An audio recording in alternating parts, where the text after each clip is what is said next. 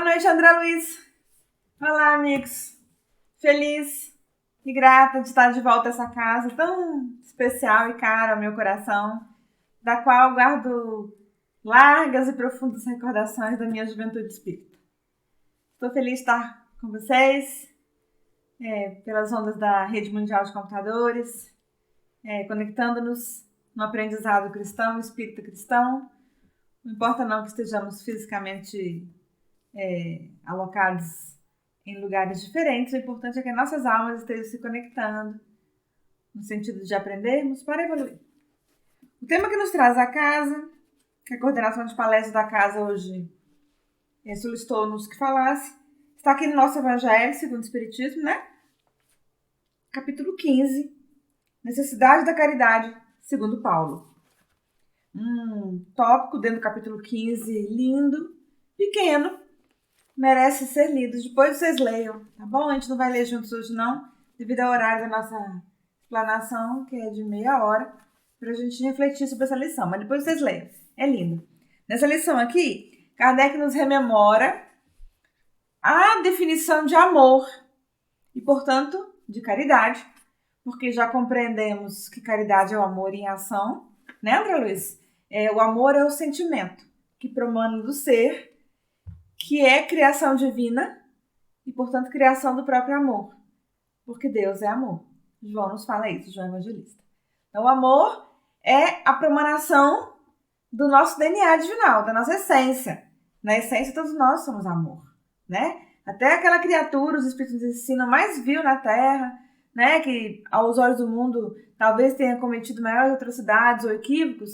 A matriz dela, a essência dela é o amor, porque ela foi criada por Deus. E um dia, na caminhada multimilenária do Espírito, ela irá se escoimando, como todos nós, né? De todos os vícios, das nossas imperfeições, das nossas dificuldades, e o amor revelará em nós, né? De maneira linda. Um dia, na nossa caminhada como espíritos, na nossa caminhada que se perde, certamente na noite do futuro, que não sabemos quando esse dia chegará, um dia conseguiremos repetir como Jesus, eu e o Pai somos um. Né? Que Jesus conseguia espelhar a vontade do Pai de maneira linda. Então, o amor é esse sentimento que está em nós, né? Quando ele é exteriorizado em forma de ações, né? Aí Kardec nos ensina aqui, mais do que beneficentes, né? Porque a beneficência é a ação do bem, né? A caridade, como a gente entende assim no sentido vulgar da palavra, fazer algo, dar algo, né?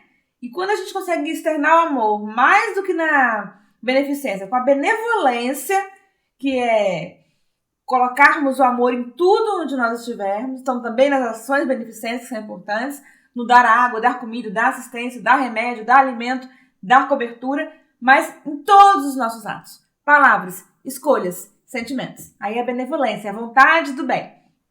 Quando a gente gira essa roda na Terra, quando a gente faz a roda girar, essa roda amorosa é a caridade.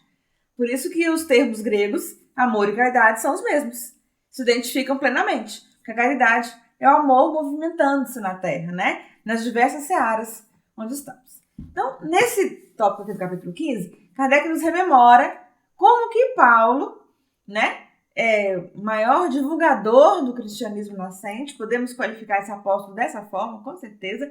Paulo andou, pessoal, por todo o mundo ocidental conhecido, levando a boa nova, né? Numa época em que não tínhamos desenvolvimento nos meios de transporte, né, nos meios de comunicação, o que a gente tinha eram escrituras e papiros, o que a gente tinha era o meio, né, do homem sobre os semoventes, né, o próprio cavalo, que Paulo, quando Saulo andava, depois ele passou como Paulo andar a pé mesmo, então o homem utilizando da tração animal, ou o próprio andar, né, o ser humano, né, que andava léguas e léguas. E assim é Paulo de Tarso, né? Então ele conseguiu levar a mensagem do Cristo, a mensagem cristã, né, a todo mundo ocidental conhecido. Então a gente pode qualificá-lo como o maior divulgador sim, né, do cristianismo nascente. E Kardec então nos faz refletir acerca da necessidade da caridade, segundo Paulo, né, resgatando o valor desse trabalhador gigante do mestre, né, resgatado por Jesus na estrada de Damasco para o trabalho, que doa sua vida, troca de nome, inclusive, para doar-se na vida como trabalhador de Jesus, Kardec então nos rememora como que esse imenso trabalhador entendia a caridade, né? A necessidade dela em nossas vidas, ou seja, a necessidade de girarmos as rodas do amor na Terra. E para isso, Kardec então começa aqui o tópico, são 2 tópicos. Dentro do item, capítulo 15, tem a necessidade da caridade segundo Paulo, tem 2 itens, o item 5 e 6, né? E o item 5, Kardec então lá resgata um trecho de Coríntios 13, desculpem.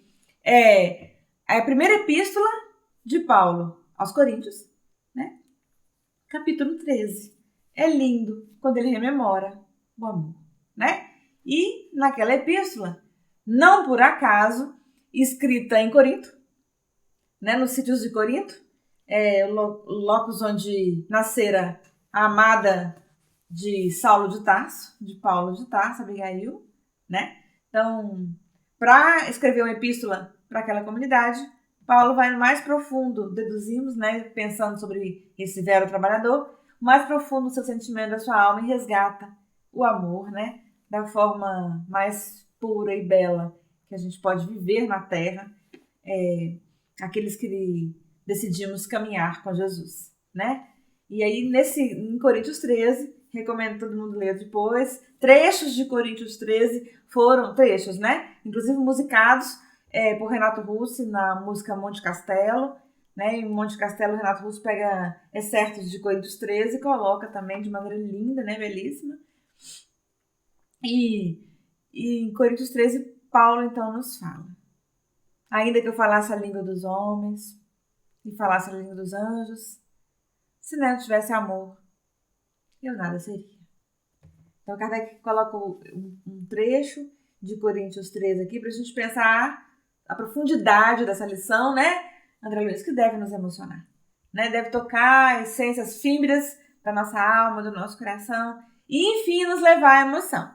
Porque, sabe, pessoal, durante muitas vidas, o Evangelho de Nosso Senhor e os Atos dos Apóstolos e as Epístolas de Paulo são considerados, né, partes que compõem o Evangelho, para além das transcrições dos 4 evangelistas, né?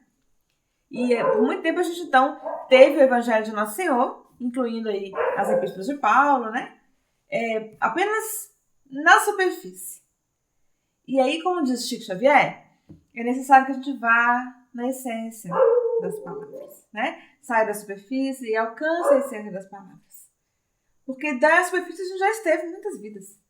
Não dá mais pra gente ficar na superfície das palavras.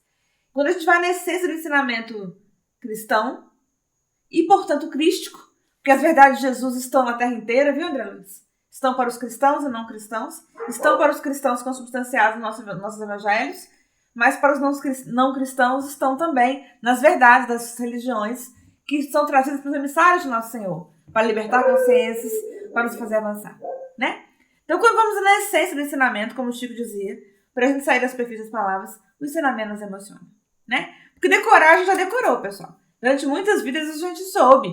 Quem vai dizer que é neófito na missão evangélica? Não somos, né? Se eu perguntasse para vocês assim, a título de exemplificação, o que é que foi que o anjo Gabriel falou para Maria, lá na escadaria, no episódio conhecido como Anunciação? Todo mundo sabe. Ave Maria, tu és cheia de graça, né? Encontraste graça no Senhor. Perguntasse o que foi que Jesus falou, pessoal, quando estava no Gólgota, no momento do madeiro infame. Todo mundo vai falar: Pai, perdoa, porque eles não sabem o que fazem. Isso significa, André Luiz, que a gente decorou. Ainda decorou o Evangelho de Nosso Senhor por muitas vidas que tivemos contato. Mas agora é tempo da gente ir na essência. Porque o Evangelho, o aprendizado do Evangelho, portanto, do Espiritismo cristão, né? O nosso Espiritismo nada mais é do que o cristianismo redivivo, tá? A libertação que nos traz pelos Espíritos para que acendamos a boa nova em nós. Então, o Espiritismo é isso. É preciso que a gente, então, pegue esse conhecimento todo e transforme em bússola de transformação para nossas almas, né? Traga aqui para o interior de nós mesmos, né? O ensinamento cristão nos guie para que ele possa nortear nossos passos, nossa vida, né? E o cristianismo, como consolador prometido por Jesus, né? O cumprimento da promessa do Mestre, é a revivescência do ensinamento cristão. Então, vamos pegar todo esse ensinamento agora e trazer para nós. Então, lembrando da Epístola de Paulo, trazer para nós para nos transformar, né? Epístola de Paulo, quando ele fala que, ainda que falasse a língua dos anjos, dos homens, se não tivesse amor, nada seria, que isso nos emocione agora com todas as passagens do Evangelho, né? Que estão postas na terra como bússola de redenção para nós. Paulo nos ensina aí, viu, pessoal? É muito importante essa lição dele, que não passa. A lição do Evangelho de Nosso Senhor não passa, né? Ela é atemporal. A essência do Evangelho é atemporal, né? A mensagem, né? O que importa a nós introjetarmos. Não passa, não tem época, é atemporal. As verdades espirituais são atemporais.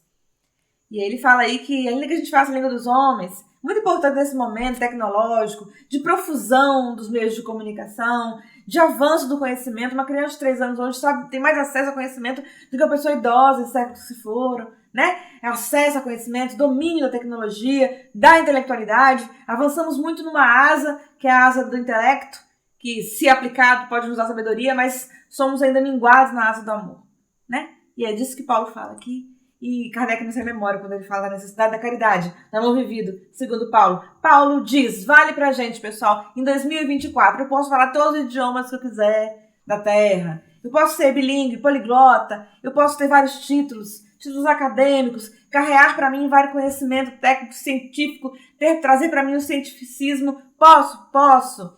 Somos a favor da ciência, tá? Que isso fique claro para todos. Espírita é a favor da ciência. Nossa própria religião tem uma feição que é científica. O espiritismo é triedro. Ele é filosofia, ciência e também é religião, né?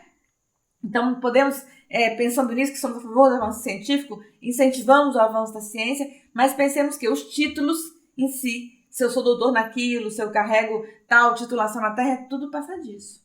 O que fica para o espírito é a essência do conhecimento, do aprendizado, daquilo que ele estudou, daquilo que ele vivenciou, do que ele estudou e fez, trouxe para a Terra, fez a Terra avançar, isso se torna sabedoria, lindo, faz uma asa, como diz Emmanuel, para a gente evoluir, André Luiz precisa de 2 asas, lindas. Uma asa é a asa do conhecimento, outra asa é a asa do amor, tá bom? E aí Paulo fala isso, se eu tiver só o conhecimento e não desenvolver a amorosidade, de nada sou. Muito importante a gente pensar isso, né? Agora que a gente já compreendeu, pessoal, que espíritos é o que somos, tá bom? Nós não somos seres materiais, nós somos espíritos. Viemos do país das estrelas, para lá nós vamos voltar. E estamos nesse momento investidos aqui de uma veste física, uma indumentária carnal, que é perecível, que se desagrega, que dura muito pouco, tá bom? Mas a oportunidade de estarmos aqui no mundo terrestre, né? É tangível. No mundo terrestre tangível, que tem um mundo terrestre também que é espiritual, né? No mundo terrestre tangível, é uma oportunidade valiosíssima.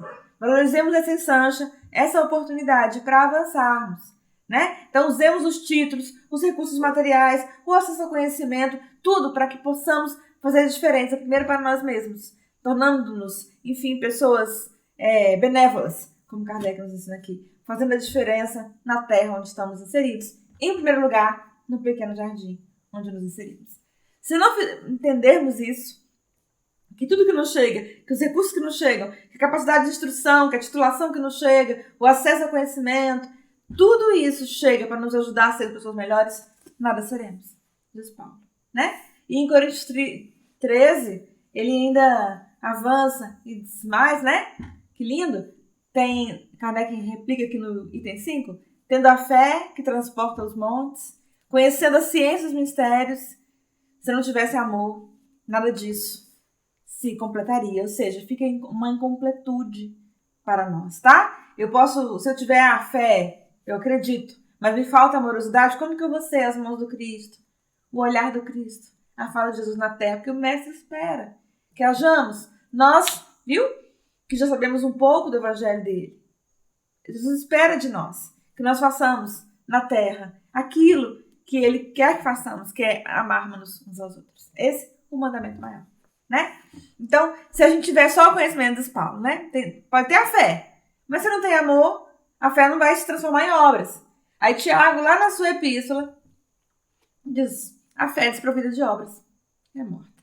O que Tiago quis dizer é o que Paulo diz aqui também, em Coríntios 13, né? Que tem a fé, mas não tem o amor, vai ficar só para si, vai guardar para si, se torna uma fé egóica. Então, a fé É a certeza de que Deus me sustenta e que eu transformo a minha vida, as minhas escolhas, o meu caminho transformando. A pequenina gleba, onde a misericórdia divina me inseriu, né?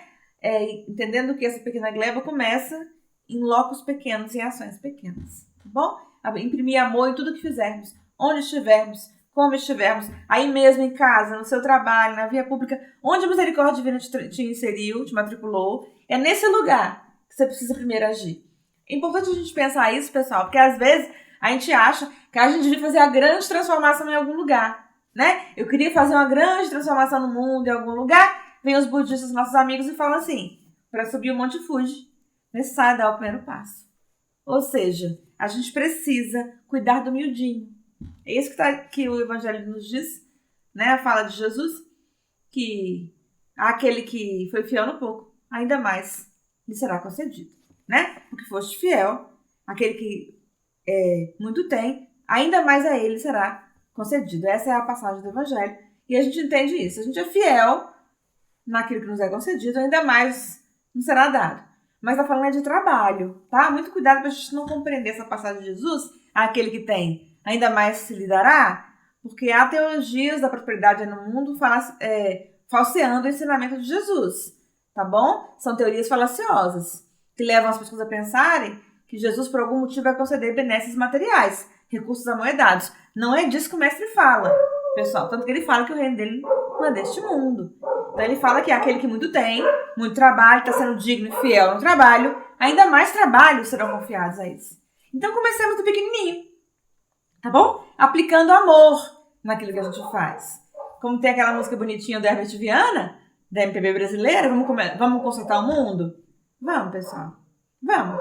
Vamos começar lavando os pratos. É lindo, né? Deixa a gente pensar isso. Que a gente tem que começar mesmo no miudinho, fazendo o que a gente tem para fazer, com amor, dedicando amor, colocando amor naquilo que a gente faz para que o Senhor nos use, né? A gente poder repetir, eu ponho amor no que eu faço, eu ponho amor. Senhor, empresta-me tuas mãos, tua voz, teu olhar, teu sorriso, para que eu possa levar-te aos meus irmãos. A gente só conseguirá falar assim se a gente estiver colocando amor em tudo que a gente faz, né? Começando no pequeno jardim onde a Providência Divina nos matriculou. Em casa mesmo, no núcleo familiar, debaixo do teto, junto àqueles que respiram nosso hálito, que estão matriculados conosco na vida, não por acaso, porque aprendemos com o Espiritismo, graças a Deus, André Luiz, que o acaso não preside nada. Então estamos conectados à nossa parentela corporal porque há um projeto maior para essas conexões. Façamos valer a pena com amor, tá? Dediquemos aos nossos parentes, familiares, íntimos, mais próximos, amor, dedicação, cuidado, gentileza, tá bom? Mas não vamos nos circunscrever somente à parentela, não. Vamos amadurecendo o amor do nosso coração nesse convívio diário da nossa intimidade, levando o amor para onde formos, né? A gente às vezes fala assim, pessoal, quando chega em casa, por exemplo, a gente deve relaxar. Sim, mas esse relaxamento, André Luiz, relaxamento físico. É você descansar, deixar lá fora as tensões do dia, né? Sentir-se mais confortável debaixo do seu lar, mas nunca um relaxamento moral, tá bom? Lembrar de dentro de casa citar o amor, a gentileza, o respeito diuturnamente. Para que esses sentimentos, esses hábitos se tornem naturais em nós e a gente possa cada vez mais levá-los de maneira tranquila e comum a nós mesmos para o mundo. Existemos em casa. Vejam que bonito. Maria Teresa, sua trabalhadora magnífica de Jesus, dizia assim, quando alguém procurava pedindo um trabalho, ou alguém chegava para ela e falava, Madre, eu queria fazer uma transformação no mundo, queria mudar o mundo, você me recomenda alguma coisa? E ela fala assim, volte para a sua casa e ame sua família. É isso mesmo. Vamos começar na célula máter, né? Junto àqueles que estão pertinho da gente, exercitando o amor, mesmo que nos doa, mesmo que seja difícil, porque aprendemos também que no nosso ciclo doméstico reencarnam pessoas que não gostavam de nós, dos afetos antigos nossos mesmos, pessoas a quem muito devemos, e que estão matriculadas aí não por acaso, para que a gente possa tecer mesmo os fios do amor, da concórdia, da paz, do perdão, para que a gente possa exercitar a construção fraterna no nosso ciclo doméstico. Então aproveitemos essa oportunidade, que é chamada família, para exercitarmos o amor nela, né? Entendendo aqui, Kardec nos rememora com Paulo, para concluir o item 5, que é apenas um excerto, só um trechinho de Coríntios 13. Depois vocês podem ir lá no Evangelho e pesquisar em Coríntios 13, como é linda, né? E Paulo, então, fala que tudo isso, essa necessidade que ele tinha, essa necessidade da caridade na vida que ele tinha compreendido, tinha sido quando ele tinha se despertado para as verdades espirituais. Ele termina falando que antes eu via as coisas como menino, discernia como menino. E é assim mesmo. Ele passar no fala que todos nós somos crianças espirituais. Porque só agora, somente agora, as luzes e bênçãos do Evangelho chegaram até nós. Mas, André Luiz, chegaram, graças a Deus, misericórdia de Deus. Não é por merecimento, né? Por misericórdia.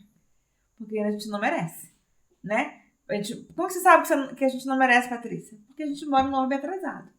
Porque a Terra é linda, mas é atrasada. Então, todo mundo que mora aqui é atrasado. A não ser alguns missionários de Jesus, né? Então, esse ensinamento cristão, e agora, como Consolador prometido, o Espiritismo Redivivo chega para nós, por misericórdia, ajudando-nos a despertar o nosso olhar de crianças espirituais que éramos. E aí rememoramos Paulo aqui, quando ele fala que antes eu via as coisas como menino. E é muito bonito de Paulo de Tarso falar isso, porque ele era o mesmo Saulo. Lembram? Que foi resgatado por Jesus na estrada de Damasco. Pessoal, o que é que Saulo ia fazer em Damasco? Saulo ia matar, prender, aprisionar Ananias, porque ele estava sentindo raiva, porque Ananias tinha convertido a Abigail tinha morrido cristã, ele sentia muita dor, né? Então estava naquela escolha equivocada. Não era menino? Era. Parece conosco? Sim, muitas vezes. Quando levamos a ferro e a fogo questiúnculos à terra, absolutamente desimportantes. Quando nos apegamos a coisas que vão passar, tá? Quando estamos preocupados com situações que não têm valor real. Quando esquecemos que somos espíritos. É isso que nós somos, espíritos, né? Somos meninos, e aí estamos despertando. As verdades espirituais nos despertam.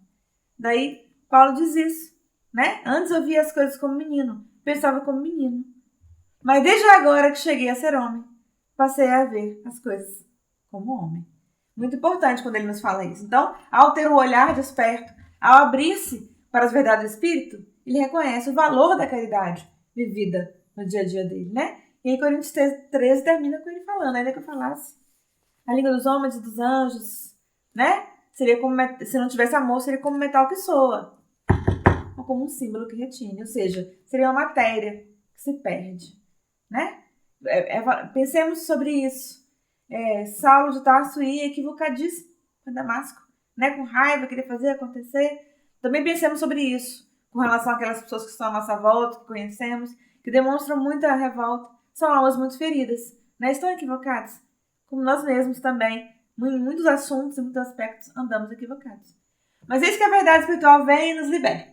Nos acende a luzinha, a chama da certeza da vida espiritual, nos lembra quem somos, né? Somos espíritos, vivendo mais uma experiência encarnatória, que dura pouco, mas que é muito valiosa, mas que vai passar, né? Tudo passa na Terra. E assim, com essa compreensão, vamos entendendo que tudo que a gente vive aqui na Terra é importante. Tem valor. E em tudo que fizermos, pensarmos, decidirmos, devemos aplicar amor e caridade. Amor e movimento, né? Por quê? Então,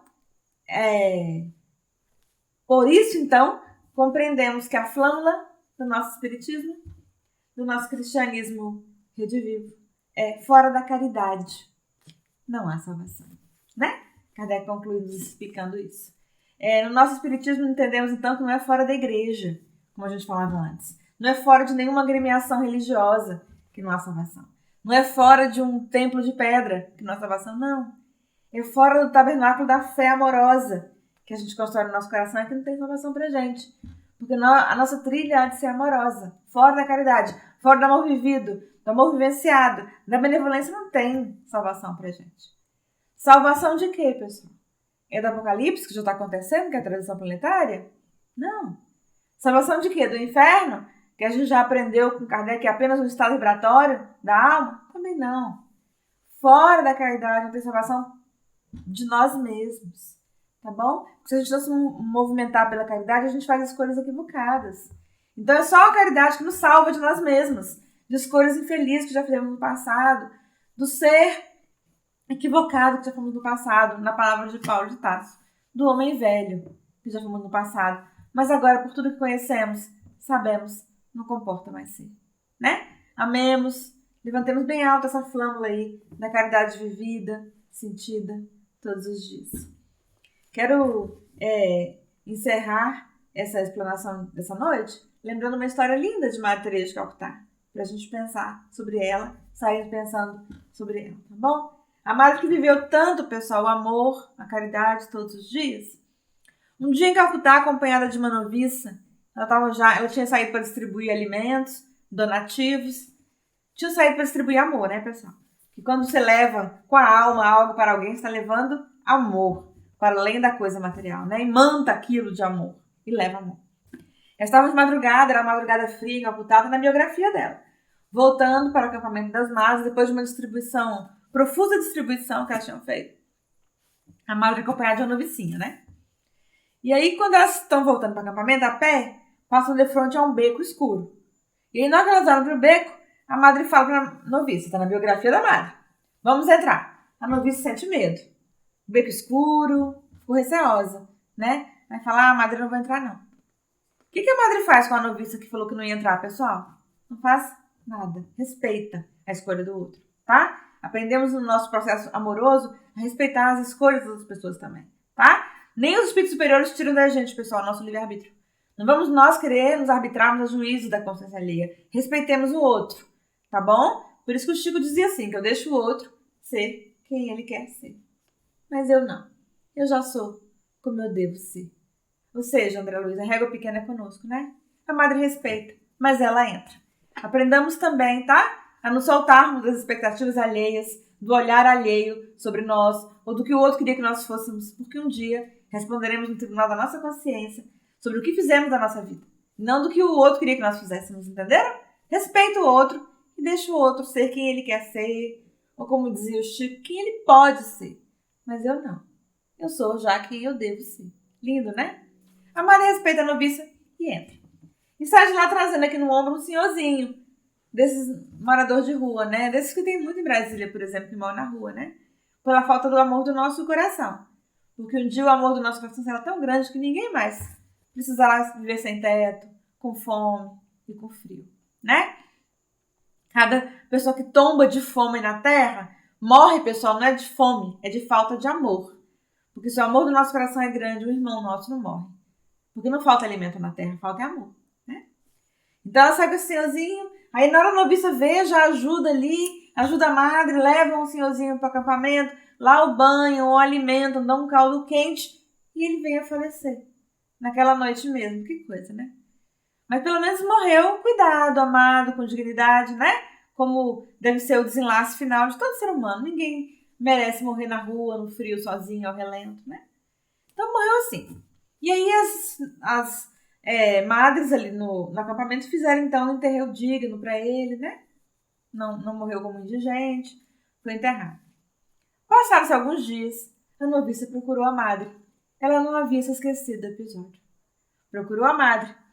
Falou: madre, sobre aquele dia em que a senhora resgatou aquele senhorzinho no beco escuro. E a madre falou: pois não, filha, pode falar. Eu queria te fazer uma pergunta. Aí a madre falou: pode fazer. E aí a madre aproveitou esse momento, pessoal, para evangelizar. Tá bom? Como dizia Francisco de Assis, para você, né, que já conhece o Evangelho de Jesus, evangelize sempre. Sempre. Para nós, cristãos redivivos, espíritas, evangelize sempre. Como dizia Francisco de Assis, mas preste atenção. Se precisar, quando precisar, use as palavras. O significa que nós vamos evangelizar vivendo, vivenciando, exemplificando, tá bom? É o esforço da vivência, é o esforço, pessoal. Como diz os espíritos, para Kardec, eles sabem que é o verdadeiro espírita pelo esforço, né? Muito lindo isso. A madre, então, evangelizava sempre com exemplo, mas nesse momento estava sendo convidada a evangelizar com as palavras. A noviça perguntou para ela: madre, sobre aquele dia de frente ao beco escuro, eu queria lhe perguntar uma coisa. E a madre falou: pode falar, filha. Eu queria perguntar à madre: Como é que foi que a senhora viu que tinha uma pessoa ali dentro precisando de socorro? E a amada então olha para ela com os olhos do amor. Muito importante, tá, Céu, que aprendamos a nos olhar com os olhos do amor, com os olhos da benevolência, da boa vontade uns com os outros. Como diz André Luiz, mentor de nossa casa, o outro que às vezes nos fere, ele não nos queria nos ferir, não.